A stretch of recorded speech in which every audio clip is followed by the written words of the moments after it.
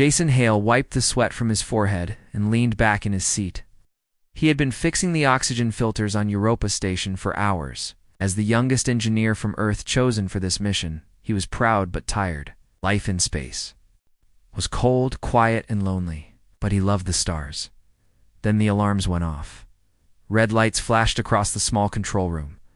Jason jumped up, heart racing. "What now?" he muttered. He rushed to the screen, thinking it was a system failure. It wasn't. A large ship was approaching. Bigger than anything Earth had ever built. Wasn't human. Before Jason could send a message back to the main base, the station shook. Beams of strange blue light broke through the walls, and armored figures appeared. Their armor glowed with symbols Jason didn't understand. One of them pointed at him. "You are under arrest by order of the Galactic High Court," the alien said in a deep, metallic voice. Jason's mouth dropped open. "What? Arrest? For what?" "I haven't done anything." But the aliens didn't. "Answer." One of them tapped a device, and a wave of cold energy washed over Jason. His vision blurred, and the world spun. Then everything went black. Jason woke up in a huge, bright room. The walls shimmered like glass, and strange creatures filled the air with buzzing sounds. He was standing in a clear box, floating above a round platform. Surrounding him were 12 alien judges, each from a different species. One had 4 eyes, another had skin like stone. All of them stared at him with cold curiosity. Who are you people?" Jason asked, his voice trembling. "You stand before the Galactic High Court," one judge said. "You're accused of crimes against galactic balance." Jason blinked. "What balance? I'm just an engineer. I fix machines." "I don't even leave the solar system," the crowd murmured.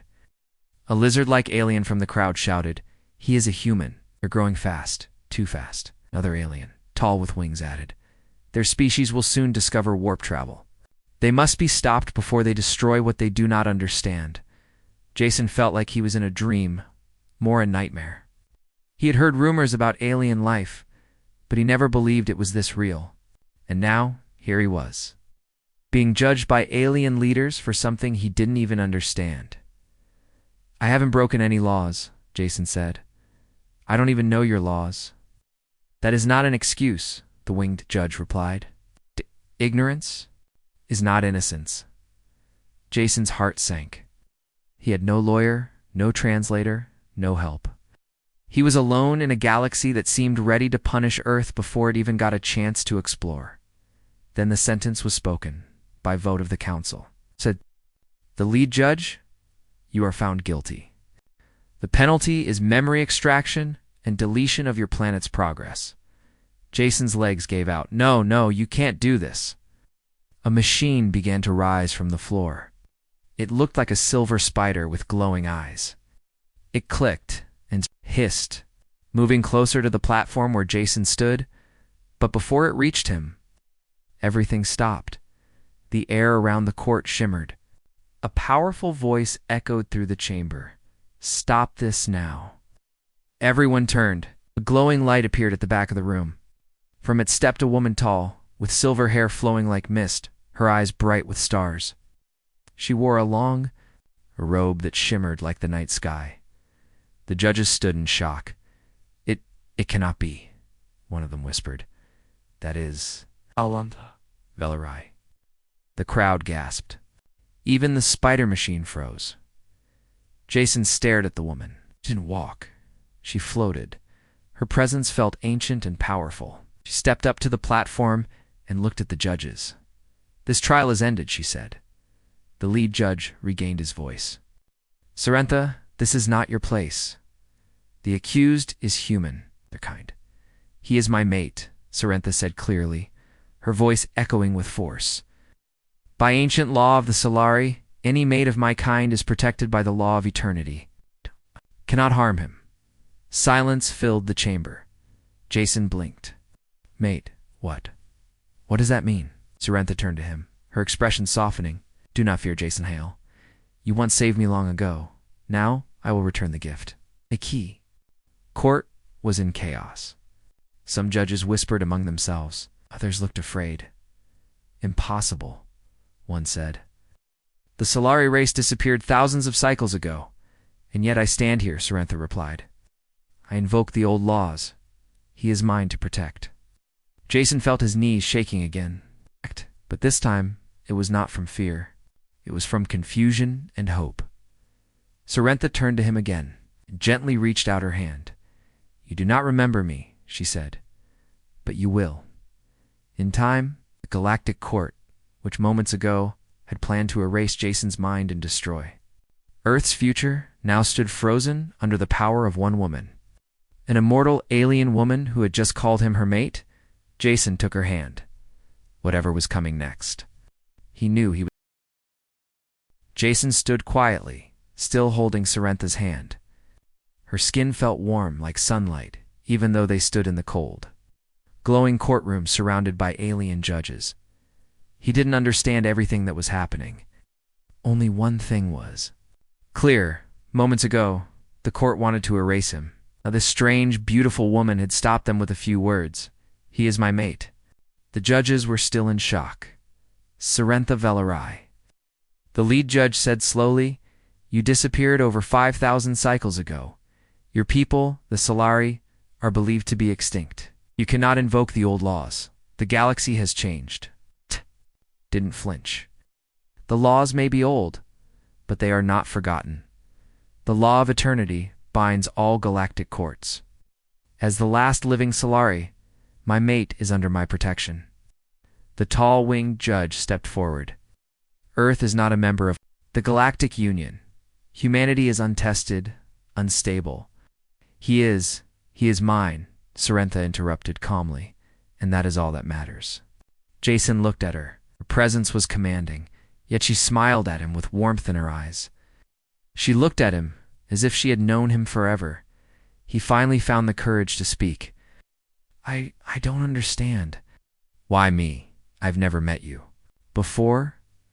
Sorrentha's eyes softened. You did. A long time ago, at least for me. For you, it hasn't happened yet. Jason blinked. What? A time rift, she explained gently. Your ship passed through a broken wormhole during a routine space test. You do not remember because the rift erased your short-term memory. But in that brief moment, you saved me. You helped me escape a dying system, and in doing so, the bond between us was formed. Jason's mouth opened, then closed again. It sounded unbelievable, but everything around him was already impossible. Okay, he said finally. Let's say I believe that. Why would the galaxy want me dead? Because the galaxy fears Earth, she said. You are young, but you are growing fast. It's too fast for their comfort. Your kind builds quickly, adapts quickly, question everything. Some see this as danger. I see it as potential.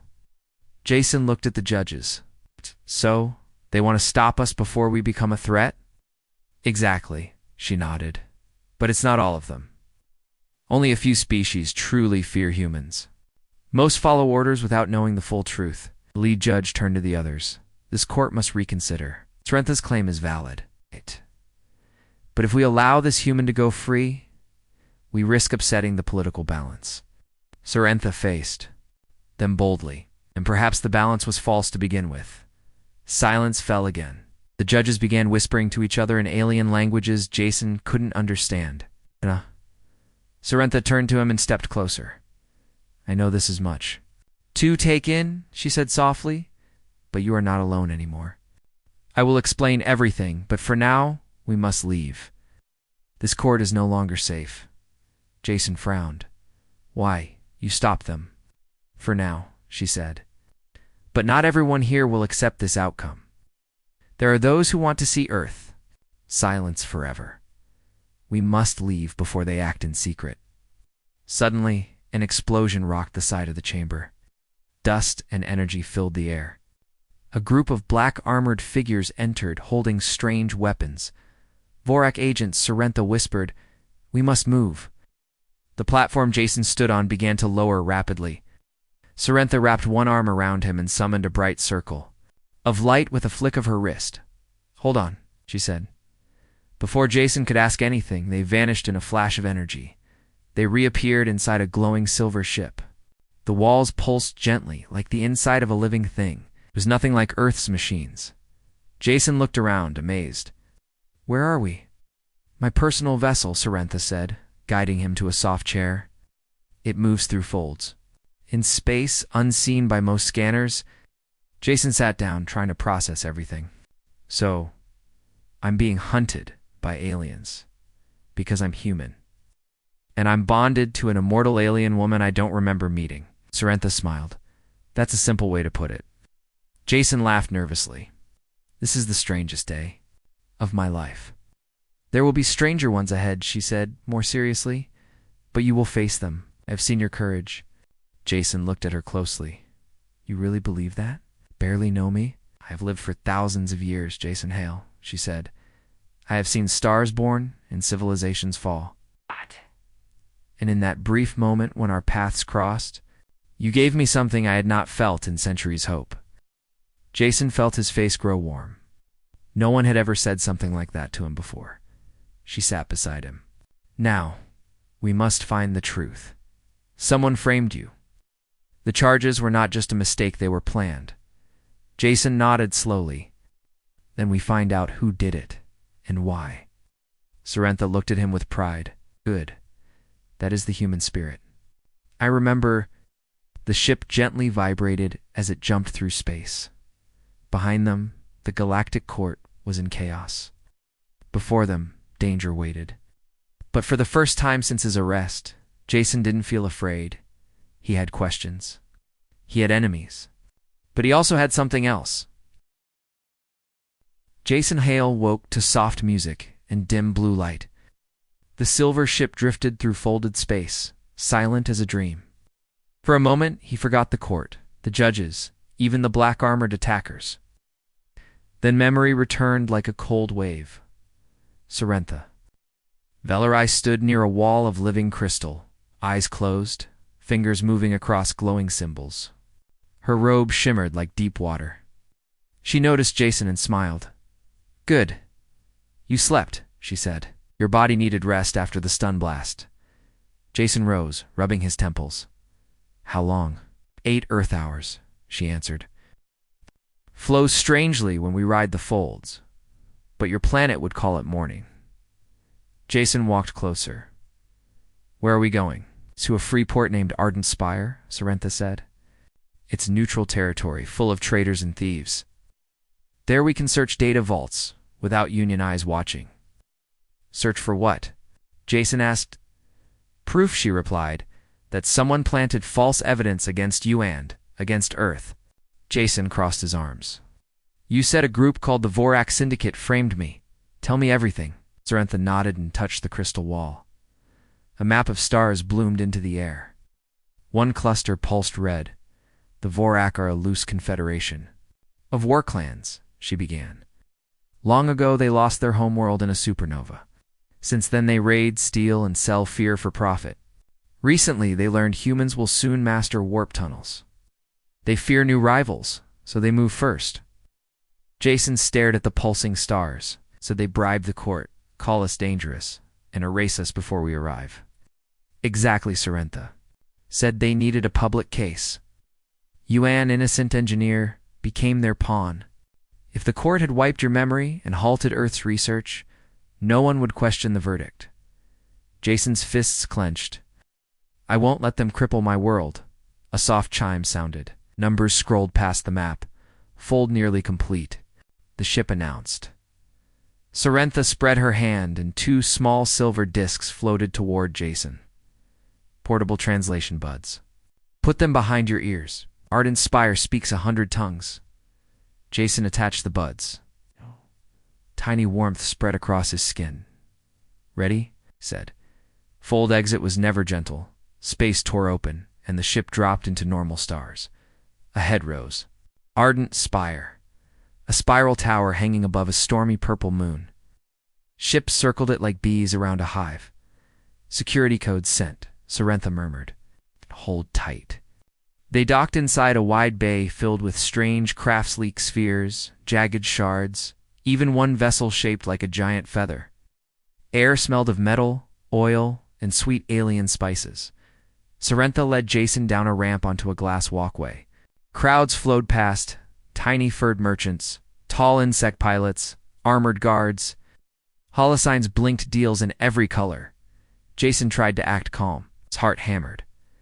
First stop, Sorrentha said, the Whisper Network. Follow me and speak. Only if you must. They entered a low door into darkness lit by floating lanterns. Voices whispered, layered by secrecy. At the back sat a thin figure made of flickering smoke. Trader G. Sorrentha greeted. The figure shifted into a mask-like. Face Solari Ghost returns, it hissed. Bring payment? Sorrentha produced a crystal shard. Star Song from the Lost Nebra Choir. She's eyes widened. Acceptable, ask. Sorrentha's voice turned hard. Show me sealed court files on case H17 Terran. All drafts and hidden edits. Smoke coiled around the shard. Threads of light spread across the air, forming documents. Jason saw his own name beside phrases like evidence, cosmic destabilizer, recommend, memory purge, and chillingly source, Vorak Syndicate, Channel V Black. Sorrentha zoomed deeper. Hidden metadata appeared, timestamps, authorization keys, and one symbol Jason recognized from the armored attackers. A jagged three-claw mark. This is it, Jason whispered. Proof they forged charges, Sorrentha nodded. But we need more than why and when. G crackled. Information costly. Another payment? I offer a favor owed by the House of Runes, Sorrentha said. She shivered, clearly pleased. Agreed. New lines surfaced. Operation EclipseNet. Objective. Sabotage Terran research. Commence covert invasion 6 months after verdict. Jason. Swallowed. 6 months. Earth has no idea. Sorrentha whispered, We will warn them, but first we must survive leaving this port. The smoke figure faded. Sorrentha turned to Jason. Someone will notice we opened sealed files. Keep close. They stepped into a sunlit corridor leading back to the docks. Suddenly alarms blared sharp triple tones. Security breach. Lockdown sectors 3 through 7. Door slammed. Shutters fell over windows. Crowd scattered. At least they respond fast, Jason muttered. Too fast, Sorrentha said. They were waiting. A squad of black-armored Vorak emerged from a side hall. Their leader, taller than the rest, lifted a pulse rifle, hand over the human. He barked, voice translated into harsh English. The Solari relic may leave. Sorrentha's eyes flashed. Over my eternal life, she replied. Jason's mind raced. He was unarmed, but the hallway floor held maintenance panels. He spotted a loose seal and dropped to one knee, pretending to trip. His fingers found a cable channel and yanked hard. Lights in that section flickered out. Sorrentha moved, like liquid light. A wave of energy leapt from her palm, slamming the lead Vorak into the wall. Others fired. Blue bolts hissed past. Jason crawled behind a pillar. Sparks rained. An idea struck. He ripped the control box from the wall simple circuit's universal logic gates. He crossed 2 wires. Sprinkler jets above the hallway burst, showering everyone with heavy, stinging coolant. The Vorak helmets fogged. Their optics failed. Good thinking, Sorrentha shouted. She raised both hands. Shh. Silver chains of light wrapped the troopers, binding them. They thrashed, but could not break free. Alarms changed pitch. Fire crew to Corridor 9. Sorrentha hurried to Jason. We must run before station guards arrive. Vorak will blame us. Jason nodded, heart pounding. Together they sprinted. Through steaming corridors, up service ladders, across bridge catwalks. Twice they dodged patrols. Finally the docking bay appeared ahead. A single Vorak assassin waited beside their ship. Cloak ripple black, twin blades humming. I'll distract.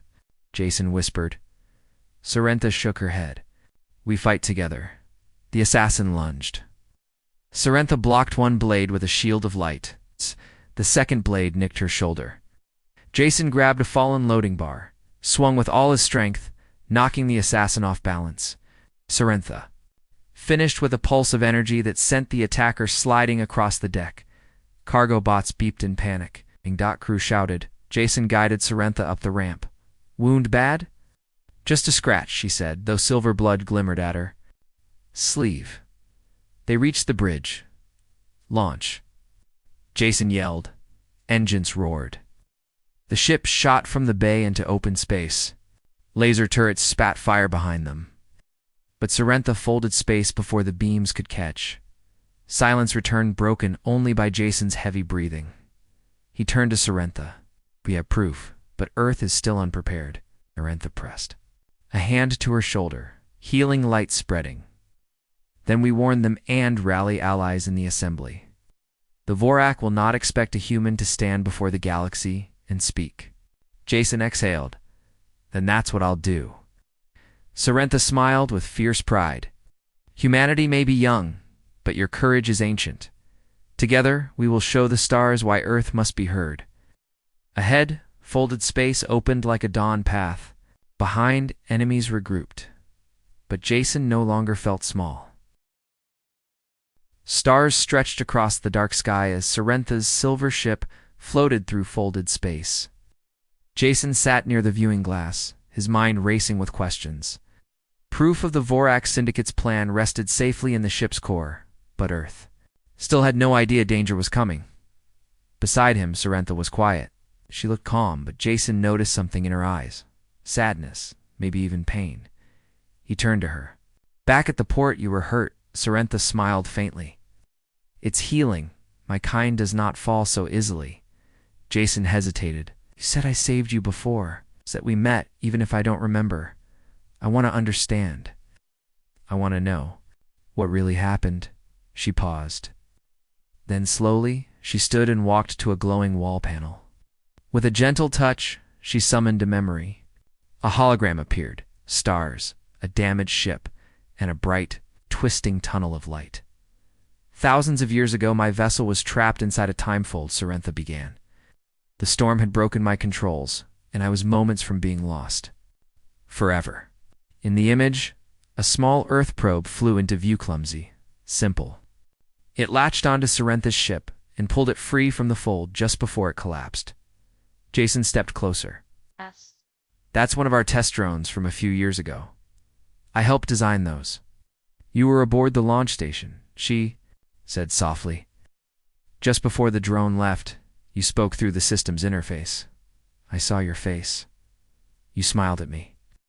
You called me Star Lady and said you hoped I found my way home.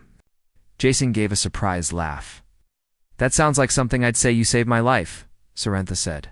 A single moment, simple act of kindness. But in Siluri law, such a bond is eternal. Call it a soul touch.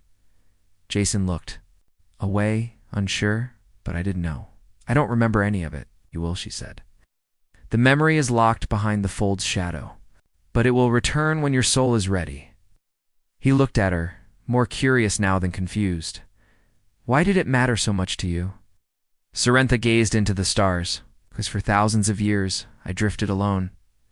My people are gone. Time took them all. But in you, I felt something I thought was lost hope. Not just for me, but for life itself. Jason sat back down. Her story was heavy, but strangely, it gave him strength. Even across time, across galaxies, a small human act had changed something. Important. I never imagined any of this, he said. I was just a guy fixing machines.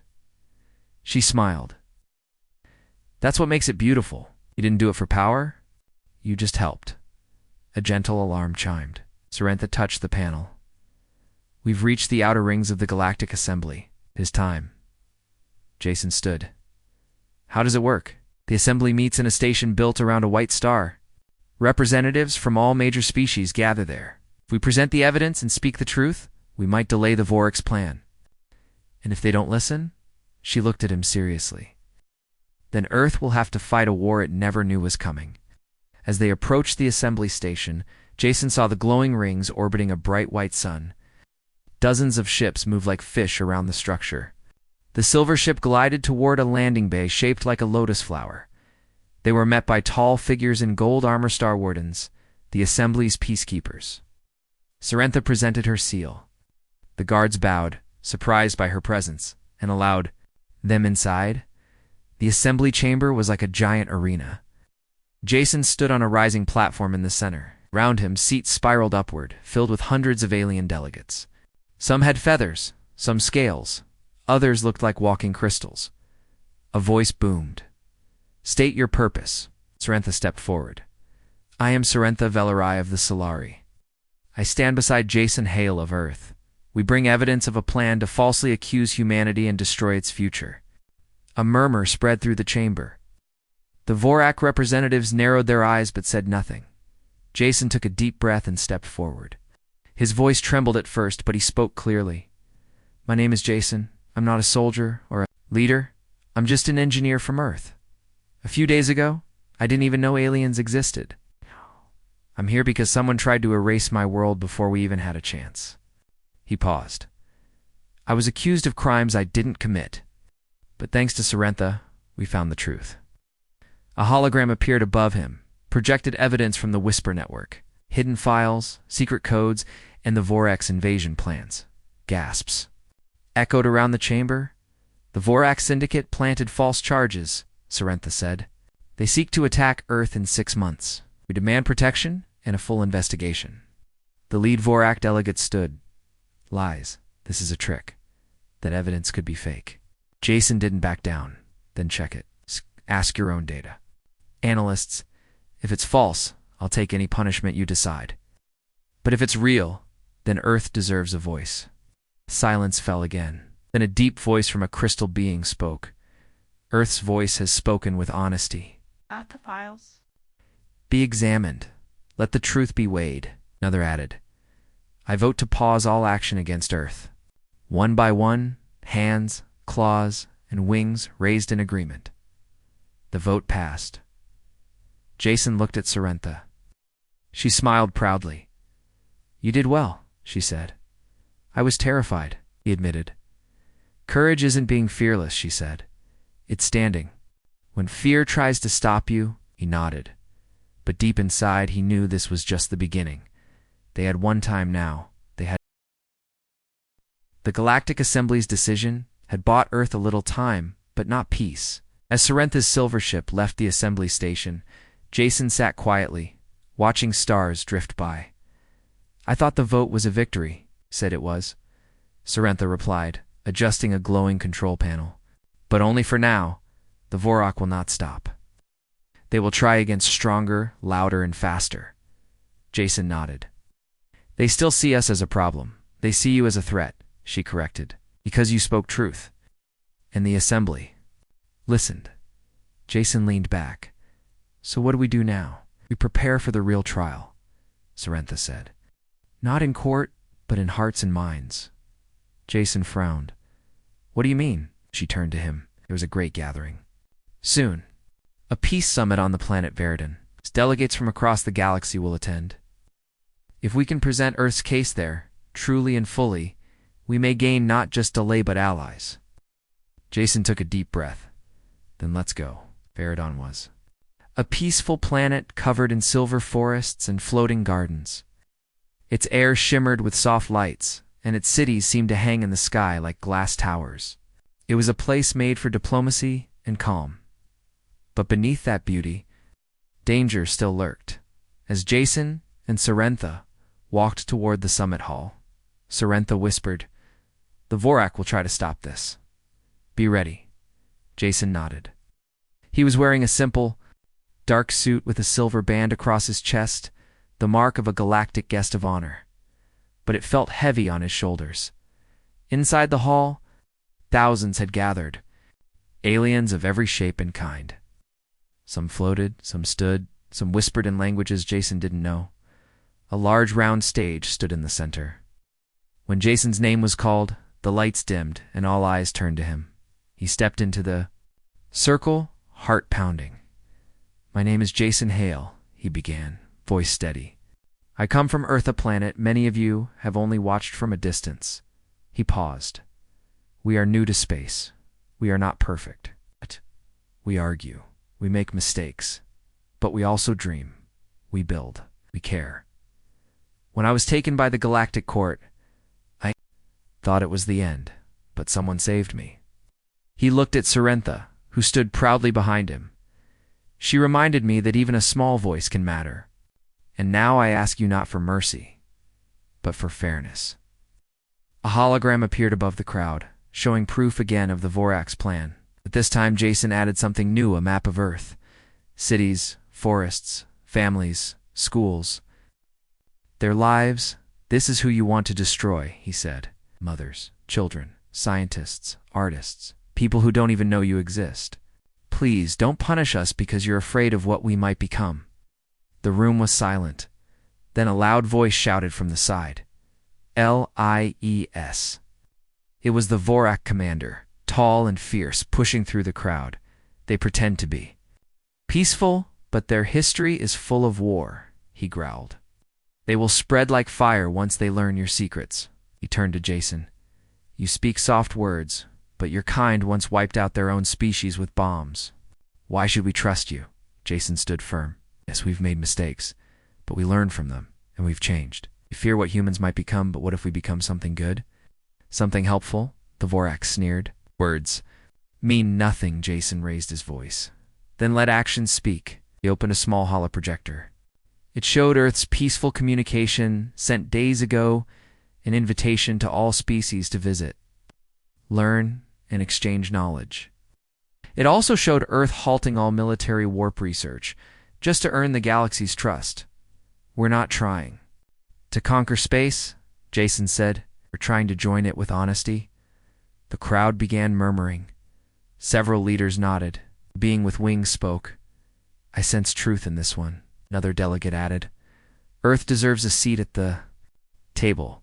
The Vorak commander looked furious. If you support this, you are weak. The galaxy needs order, not hope.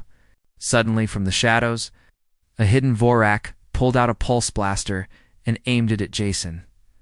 Everything moved fast. The blast fired. Jason saw the flash. Then everything went white. When he opened his eyes, he was lying on the stage floor. Knelt beside him, her face pale. Smoke rose from her shoulder, burned, not fatal. She had stepped in front of him. You blocked it. Jason whispered. I would do it again, she replied. Guards surrounded the attacker. The Vorak commander backed away, but it was too late. He had lost the crowd in the law. A tall judge rose. The peace of this summit was broken, but the heart of truth remained. Jason Hale of Earth, rise. Jason stood, still shaken. You have shown not only proof, but peace. Earth shall be granted protected status. In an official place in the Galactic Union, under watch, and with guidance, let the galaxy know humanity is not alone. Applause echoed through the chamber. Different voices, sounds, and languages, but all in agreement. Sorrentha stood beside Jason and whispered, You did it. No, Jason said, We did it. Later that evening, Jason stood outside beneath Veridon's glowing trees. Soft music filled the air as lights floated through the sky. Sorrentha joined him. I still can't believe it, Jason said. We're safe. Earth is safe. For now, she said. But new challenges will come. He looked at her. You stay? She took his hand gently. My time stretches across ages, Jason, but my place is where I am needed. Right now, I believe that is with you. Jason smiled. Then let's show the galaxy what Earth can really do. Stars twinkled above, and a new journey waited ahead. The sun rose over Earth's horizon, casting golden light across oceans and continents. For the first time in history, Earth was no longer alone. The Galactic Union had officially recognized humanity and the world was changing. Jason Hale stood at the United Earth Council headquarters in Geneva, watching through a glass window as starships arrived one by one. They were peaceful diplomatic vessels from across the galaxy, bird-like ships from the Iolari, glowing crystal carriers from the Thalon, and a Solari vessel shaped like a floating flower. Sorrentha stood beside him, calm as always. They're really here, Jason whispered. Aliens visiting Earth. She nodded. Today marks the beginning of a new age. Your world has taken its first step into the stars. Jason turned to her. And you'll stay? even now that Earth is safe? Made a promise long ago, she said, her silver eyes warm. Wherever you go, I go. He smiled. Even after everything, the Galactic Court, the attack at the summit, the danger from the Vorak, they had made it. The hall behind them filled with world leaders, scientists, and newly trained galactic ambassadors. Earth was preparing to send its own envoys into the stars, not with weapons, but with knowledge and open hearts. Jason walked with Sorrentha into the grand hall, where he would speak one more time. He didn't wear armor or medals. It's just a simple Earth's ambassador's robe with a small Siluri symbol pinned near his chest, a gift from her, as he stepped onto the stage. The crowd fell silent. My name is Jason Hale, he said. Many of you already know my story. I was once just an engineer. I never dreamed of standing here. But because of a single act of kindness, I was pulled into something far bigger than myself. He looked across the crowd. We came close to losing everything, not because of war, but because of fear. The fear that Earth might one day be a threat, but we proved that hope is stronger, that truth can shine even in the darkest places. Took a breath and added, we are not perfect. We've made mistakes, but we are ready to learn, ready to share, and ready to rise, not alone, but with a galaxy beside us. Applause filled the room. Later, Jason met with Earth's new space team. Engineers, doctors, linguists, and diplomats all preparing to travel to different worlds as part of the Galactic Friendship Program. You inspired them, Sorrentha said as they walked through the gardens outside. I still feel like I barely know what I'm doing, he admitted. Maybe, she smiled. Sometimes doing what's right matters more than knowing everything. They paused near a small tree. Jason picked a flower and handed it to her. For you, he said. She accepted it, her eyes soft. You're learning the Solari ways quickly. He chuckled. I try. Suddenly a familiar humming sound filled the air. Jason looked up and saw a Vorak ship entering Earth's orbit. For a moment, his heart stopped. But a calm voice came through the communication channel. This is Vorak Clan Xian. We come not for war, but to speak. Jason's eyes widened.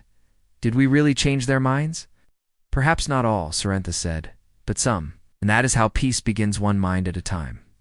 Minutes later, Jason and Sorrentha stood at the edge of the landing pad as the Vorak ship touched down.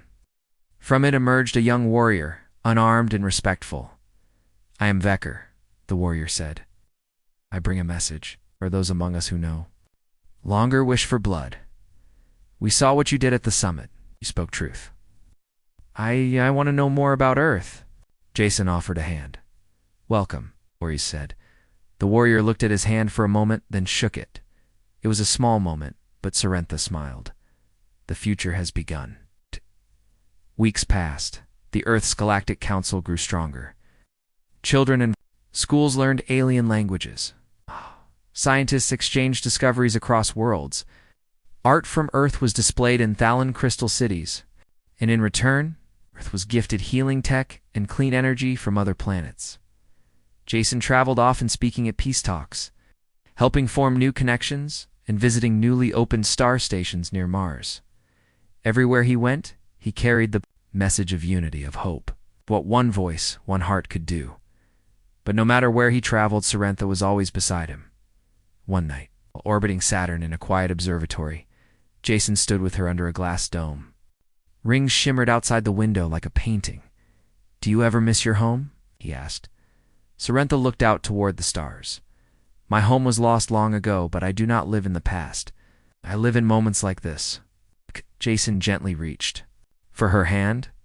Then stay here. Make Earth your home. With me. She turned, surprised for just a moment, but then smiled. I already have. They stood in silence for a while, wrapped in light and peace, far below. Earth turned slowly a blue gem in a sea of stars, and above, the galaxy watched, no longer with suspicion, but with curiosity and respect. Final lines, humanity had risen not through war, not through power, but by truth, courage, and the strength to stand tall beside the stars. And one man, once alone and accused, now walked among the galaxy's greatest not as a prisoner, but as a partner, with Cerentha by his side. Jason Hale became a symbol of what humanity